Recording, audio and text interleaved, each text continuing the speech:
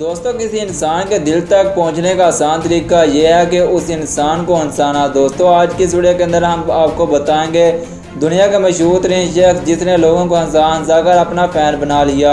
और ये 1-2 साल के लिए नहीं बल्कि पिछले 25 सालों से कॉमेडी की दुनिया पर राज कर रहा है। जी हाँ दोस्तों, हम बात कर रहे हैं दुनिया के सबसे मशहूर तरीन कॉमेडियन मिस्टर बीन के बारे में। मिस्टर बीन ने अपनी कॉमेडी के ज़रिए पूरी दुनिया को बताया कि कॉमेडी करने के लिए यह ज़रूरी नहीं है कि आप लोगों के सामने मज़ेदार बातें करें, बल्कि असली कॉमेडियन तो वो होता है जो आपको बिना कुछ बोले हंसाता है।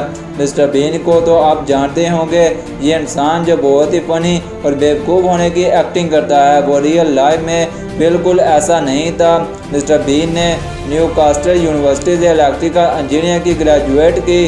दोस्तों, आप ये भी जानते होंगे मिस्टर बीन एक्टिंग करते हुए कभी कोई सीधा लफ्ज़ नहीं बोलता। इसके पीछे की वजह स्पीकिंग डिज़ॉल्विंग की बीमारी है, लेकिन स्पीकिंग डिज़ॉल्विंग बीमारी होते हुए भी और इतनी अच्छी यूनिवर्सिटी से डिग्री लेने के बाद भी क्यों उन्होंने कॉमेडियन बनने का फ़ैसला किया और कैसे उन्होंने अपनी लाइफ की सबसे बड़ी प्रॉब्लम यानी लुकनत को नज़रअंदाज करते हुए कॉमेडियन को लाजवाब बना दिया।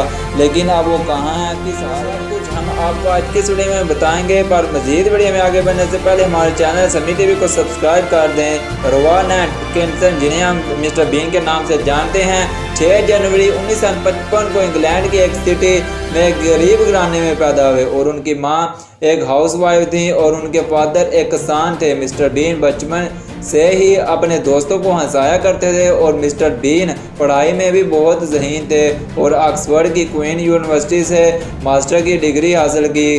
कॉलेज में रहते हुए पढ़ाई के दौरान मिस्टर बीन ने छोटे मोटे शोज़ में एक्टिंग करना दौरान मिस्टर बीन ने स्क्रिप्ट लिखना शुरू कर दी और स्क्रिप्ट के करैक्टर को माइंड में स्केच करते वक्त यानी वो करैक्टर में कैसे होंगे और इन लोगों का फेस एक्सप्रेशन कैसा होगा, ये सब करते वक्त उन्होंने ये फैसला किया कि वो वीज़ा और कॉमेडी में बहुत एक्सपर्ट हैं और उनके लिए यही बेहतर रहेगा।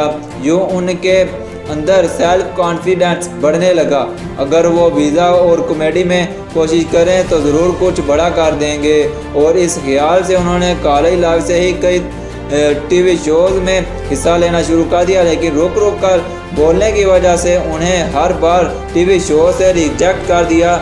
लेकिन मिस्टर बीन ने फिर भी हिम्मत ना हारी। उन्होंने खुद को नोट किया, जब वो एक्टिंग करते हैं तो लोग उनके बोलने की बजाय उनके फेस एक्सप्रेशन को पसंद करते हैं। इस बात से उनको अंदर का कॉन्फिडेंस बढ़ गया।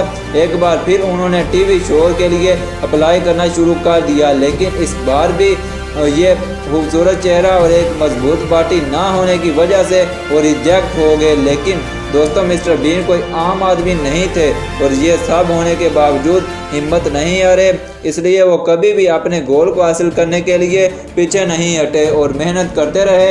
एक दफ़ा मिस्टर बीन की मुलाकात ऑक्सफोर्ड यूनिवर्सिटी में इंग्लैंड के ड्रामा राइटर रिचर्ड और पानडिस्ट से हुई, जिनके साथ मिस्टर बीन ने वीज़ा और कॉमेडी के आइडियाज़ को शेयर किया। एक साथ मिलकर मिस्टर बीन टीवी शो बनाने का फैसला किया। दोस्तों, इस शो का नाम पहले मिस्टर वाइट था और बाद में मिस्टर बीन रख दिया गया और इसके बाद 1990 में 1 जनवरी को मिस्टर बीन शो को पब्लिक किया गया और बहुत कम वक्त में ही यह शो लोगों में मकबूल हो गया और मिस्टर बीन बरतानिया के सबसे बड़े कॉमेडियन बन गए।